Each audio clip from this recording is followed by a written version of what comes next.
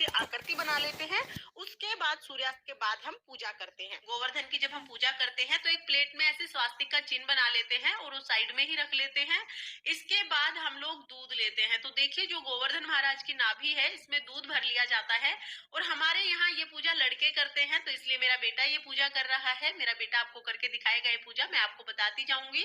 तो देखिए दूध हमने नाभि में भर लिया है। अब इसके पास ही हम लोग दिया रख लेते हैं।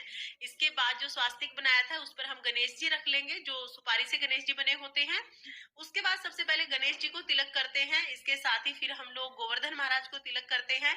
साथ ही जो हमने चांद और सूरज बनाए हैं उनको भी हम लोग तिलक करते हैं, क्योंकि चांद सूरज का भी हमें साथ में ही पूजन करना होता है। इसके बाद जब सबको तिलक कर लिया जाता है, दिए का भी हमें यहाँ पर पूजन करना है, तो दिए को भी हम तिलक करेंगे। उसके बाद सभी को अक्षत समर्पित करेंगे। तो यहाँ पर देखिए जैसे तिलक लगाने के बाद उस पर चावल लगाए जाते हैं, इसी तरह से तिलक लगाने के बाद सभी को यहाँ पर चावल समर्पित किए जाएंगे। इसके बाद हम लोग कलावा समर्पित करते हैं। तो यहाँ पर वस्त्र स्वरूप सभी को कलावा समर्पित किया जाएगा। जैसे हमने तिलक लगाया है सभी को, उसी तरह से सभी को पहले गणेश जी को कलावा समर्पित करेंगे, उसके बाद गोवर्धन महाराज को कलावा समर्पित करेंगे, उसके बाद हम लोग चांद सूरज को कलावा समर्पित करेंगे। तो देखिए यहाँ पर मैंने चांद सूरज को भी कलावा समर्पित कर दिया है।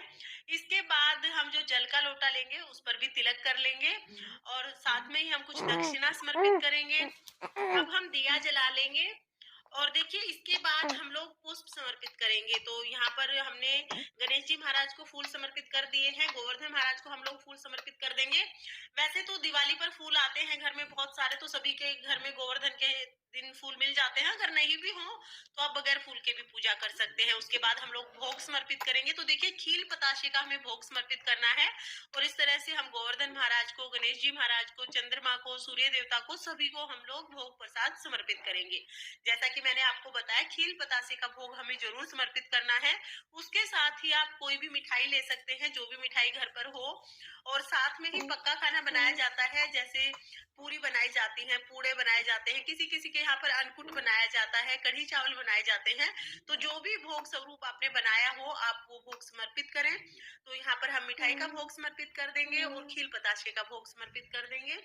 तो देखिए भोग प्रसाद भी आपको चांद सूरज को, गणेश जी महाराज को और गोवर्धन महाराज को सभी को समर्पित करना है। इसके बाद हम लोग धूप दिखा देंगे, दीप दिखा देंगे और फिर हमें परिक्रमा करनी होती है। 3 परिक्रमा हमें जरूर करनी होती है। इसके अलावा आप 7, 11, 21 परिक्रमा कर सकते हैं। तो देखिए इस तरह से सभी लोग परिक्रमा कर लेंगे। हमारे यहाँ पर पूरे परिवार में जितने भी लड़के हुए हैं, छोटे से बड़े तक, सब इकट्ठा मिलके ये पूजा करते हैं।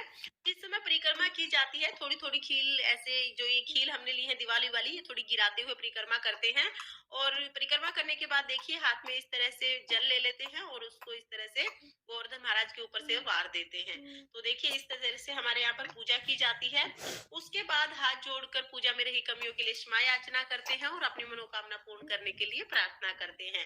फ्रेंड्स, इस तरह से हमारे यहाँ पर गोवर्धन पूजा जाता है। बहुत ही सरल तरीके से हम लोग गोवर्धन की पूजा करते हैं।